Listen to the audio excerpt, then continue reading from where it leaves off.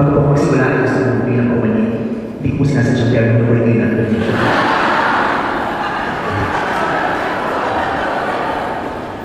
Kalo kasi pag hindi dapat pag hindi man ang bakal ko. Anyway,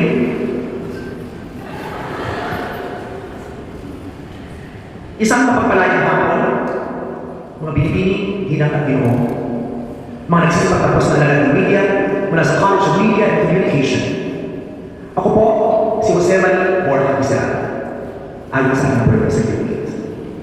Tutoy naman sa aking ina, ang kababata. Mene sa aking nananaka. Mother horse sa aking little ponies. Advice nila sa lahat ng mga people. Kaya sa pagkakaroon ko ay kanya ng paligid. What's up?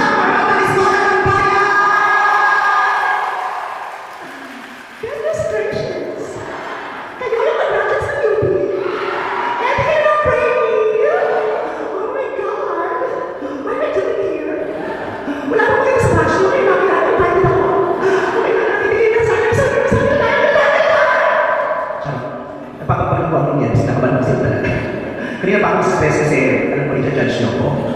Dahil hindi na ako mapagkakaroon ng nag-iuwi. Ang dami kong katrabaho sa ESCP na nag-iuwi at sila judger. So alam niyo po yan. Okay. Anyway, it is a great privilege to be back here at the University of the Philippines. I know how fulfilling it is to graduate from UP. Hindi niyo po na itatanong. I took up BA Political Science under the Department of Political Science at the College of Social Sciences and Philosophy. I also took up a 138-unit program that is focused on economic theory and mathematical statistical applications of UP School of Economics. I also took a Bachelor of Public Administration at the National College of Public Administration and Topics sa UP Diliman. Yes, oo.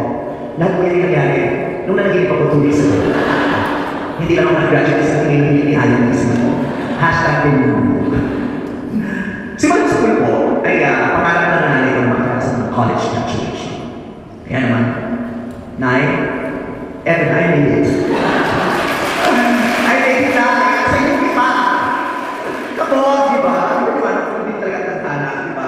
Hindi ako nagpuka. Hindi ako nag-enroll. Wala akong student number. Wala akong thesis na pinagiyata, hindi akala na pinagiyata.